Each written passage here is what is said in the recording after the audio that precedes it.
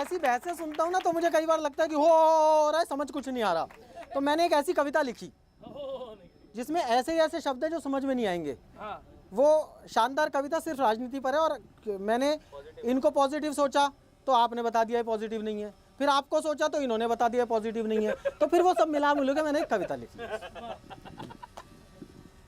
आपसे कुछ भी पूछो जवाब वही होता है जो आप रट के आए हो। सवाल कुछ भी पूछ लो, चिक चिक बक बक झिक झिक झक झक, कोई मीनिंग नहीं,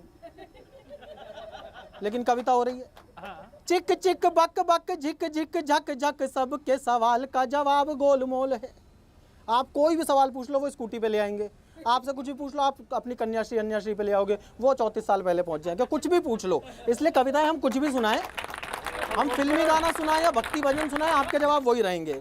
चिक चिक झक झक बक झिक झिक बक बक, सबके सवाल का जवाब गोल गोल है। झाएं झाएं टाएं टाएं दाएं बाएं आए जाएं, झाएं झाएं टाएं टाएं दाएं बाएं आए जाएं, जिसकी भी पूंछ को उठाएं वही ट्रोल है, जिसकी भी पूंछ को उठाएं वही ट्रोल है। प्रीत व्रीत रीत शीत बातचीत हार जीत, सौंदर्य शब्दों का प्रीत व्रीत रीत शीत बातचीत हार जीत, इस मोड़ बॉडी उस मोड़ पड़ी सोल है, इस मोड़ बॉडी उस मोड़ पड़ी सोल है। सब और जगमग हर नाव डगमग, समझो कि देश में चुनाव का माहौल है, समझो कि देश में चुनाव का माहौल है, समझो कि देश में। ये कविता आप सुनिए साहब, ये कविता आप सभी के लिए है। अक्सर हम क्या देखते हैं कि टीवी में छोटे छोटे विंडोज बने होते हैं, उसमें अलग अलग पार्टी के नेता आते हैं और डिबेट चलती है, काय पे, राष्ट्रवाद पे, देशभक्ति पे खूब डिबेट चलती है। एक कविता सौंपता हूं, 4 अलग अलग पार्टी के नेता खड़े हैं, बात कर रहे हैं देशभक्ति क्या है। नाम नहीं लूंगा, आप कविता से समझ जाएंगे किस किस पार्टी के नेता हैं, और अगर कहीं देशभक्ति की परिभाषा निकल के आई हो तो आप सबका आशीर्वाद मिले। सुनिएगा। स्वागत भाई। कि कल सोसाइटी के सबसे महत्वपूर्ण स्थान पर, यानी गेट के ठीक बाहर चाय की दुकान पर 4 नेता चाय का मजा उठा रहे थे, साथ ही देशभक्ति का अर्थ भी बता रहे थे। पहले ने कहा, मेरा ये मानना है कि देशभक्ति का संबंध आपकी मानसिकता से है, न कि वास्तविकता से है। अगर आप मान लें कि आप देशभक्त हैं तो हैं, इसमें क्या परेशानी है, बाकी बातें बकवास है, बेमानी है। तभी दूसरे ने कहा, वाह, बस मान लेने भर से हो जाएगी देशभक्ति, बदल जाएगी, हवा आ जाएगी उन्नति। तो लीजिए, हम मान लेते हैं हम 14वीं सदी में जी रहे हैं, फिर तो आप ये चाय बादशाह अकबर के राज में पी रहे हैं। देशभक्ति का मतलब कुछ करने से है, सीमा पर देश के लिए मरने से है। देशभक्ति का मतलब कुछ करने से है, सीमा पर देश के लिए मरने से है। तभी तीसरे ने कहा, वाह, जो मुंह में आए बस बोलते जाओ।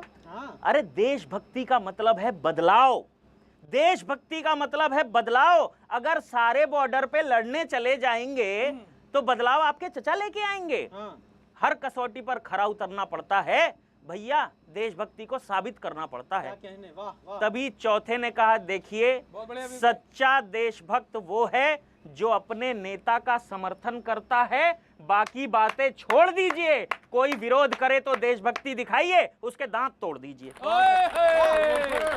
कोई विरोध करे तो देशभक्ति दिखाइए, उसके दांत तोड़ दीजिए। मुश्किल हो, आसान हो, नफा हो, नुकसान हो, हर हालत में अपने नेता का समर्थन करना जरूरी है, अन्यथा आपकी देशभक्ति अधूरी है। और यहां से आपका विशेष ध्यान, उसके बाद उन 4 स्वयंभू देशभक्तों ने चाय वाले छोटू पर कसी फबती। क्यों रे, तुझमें भी है देशभक्ति? क्या कहने? क्यों रे, तुझमें भी है देशभक्ति? जूठे गिलास लेकर खड़ा था छोटू, जो अपने घर का सबसे बड़ा था। जूठे गिलास लेकर खड़ा था छोटू, जो अपने घर का सबसे बड़ा था। बोला, साहब, मैं अनपढ़ हूं, मुझे नहीं पता देशभक्ति क्या है, कैसे की जाती है। मैं तो वही करता हूं जो मेरी माँ मुझे सिखाती है। क्या बात? मैं तो वही करता हूं जो मेरी माँ मुझे सिखाती है। ईमानदारी से चाय बनाता हूं, 4 रुपए की लागत है, 6 में पिलाता हूं। और अगली 2 पंक्ति अगर आप संभाल लेंगे तो मेरी कविता सार्थक हो जाएगी। ईमानदारी से चाय बनाता हूं, 4 रुपए की लागत है, 6 में पिलाता हूं।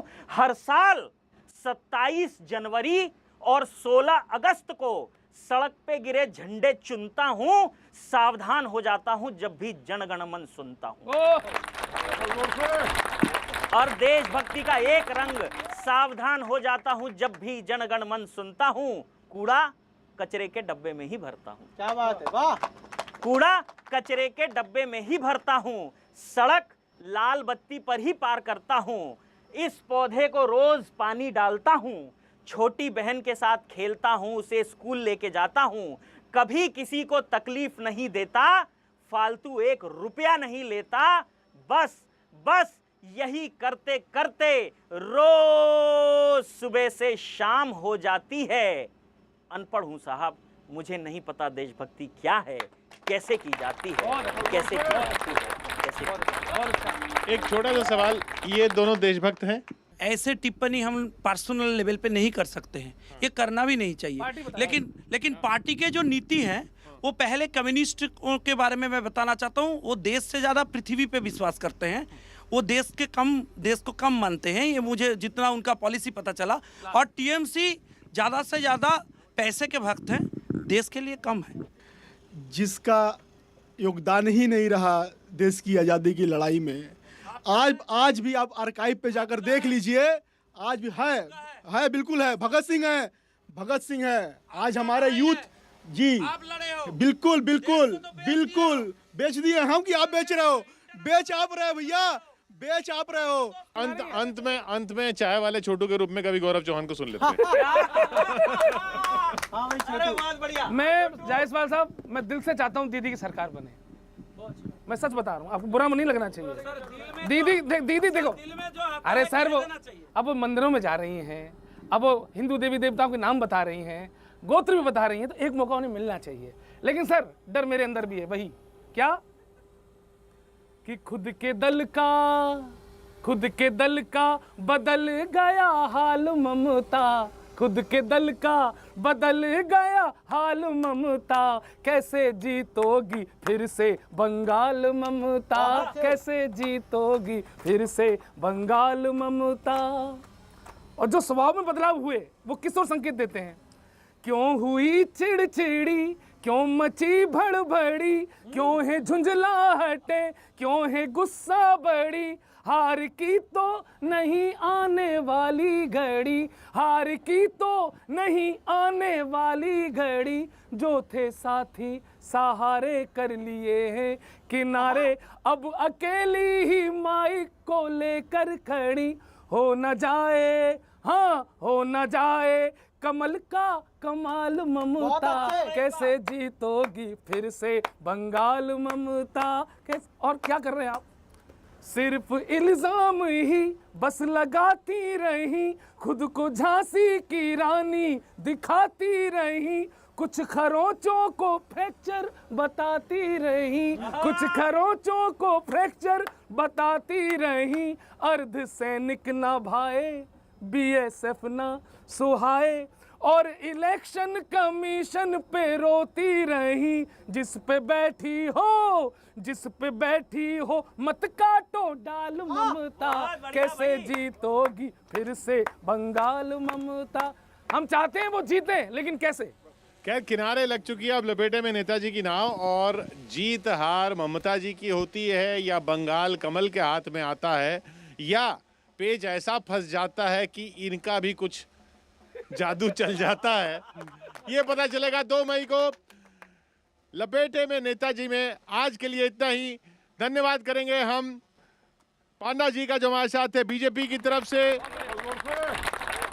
जायसवाल साहब तृणमूल कांग्रेस की तरफ से, प्रदीप सिंह जी सीपीआई की तरफ से। मंच पर कवि गौरव चौहान, कवि चिराग जैन और विनीत पांडे। लपेटे में नेताजी बंगाल चुनाव स्पेशल, गंगा नदी से कोलकाता शहर। आज के लिए इतना ही। मिलते हैं अगले हफ्ते इसी वक्त इसी चैनल पर। देखते रहिए आप।